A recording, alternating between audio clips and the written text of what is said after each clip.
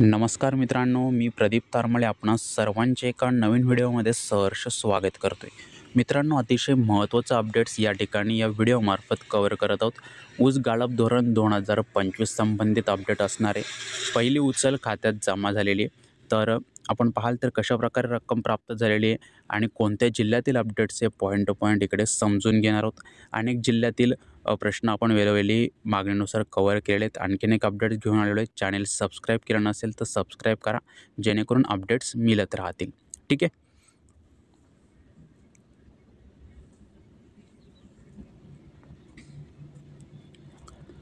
तर मित्रांनो, आपण चॅनल सबस्क्राईब केलं असेल, पुढे जाल तर वेळोवेळी आपण अपडेट्स कव्हर केलेले जे काही आपले ऊस उत्पादक शेतकरी बांधव आहेत त्यांनी आपल्याला मागणी करतात आणि त्यानुसार आपण अपडेट्स घेऊन येत असतो।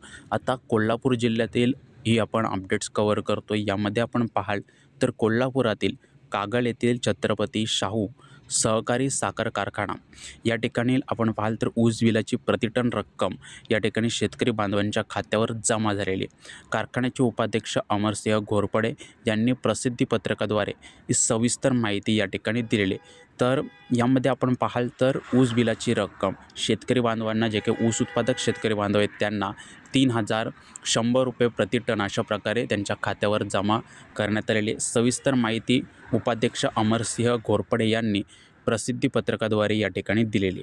तर महत्त्वाचे अपडेट्स हे आपण या ठिकाणी या व्हिडिओमार्फत कव्हर करतोय। अनेक जिल्ह्यातील अपडेट्स आपण वेळोवेळी कव्हर केलेले। डिस्क्रिप्शन बॉक्समध्ये लिंक दिलेले आहेत, तेथे आपल्याला सविस्तर माहिती प्राप्त होईल। ठीक आहे। तर कागल या ठिकाणी छत्रपती शाहू सहकारी साखर कारखान्याचे सविस्तर अपडेट्स आहे। कोल्हापूर जिल्ह्यातील अपडेट्स आपण इथे कव्हर केले।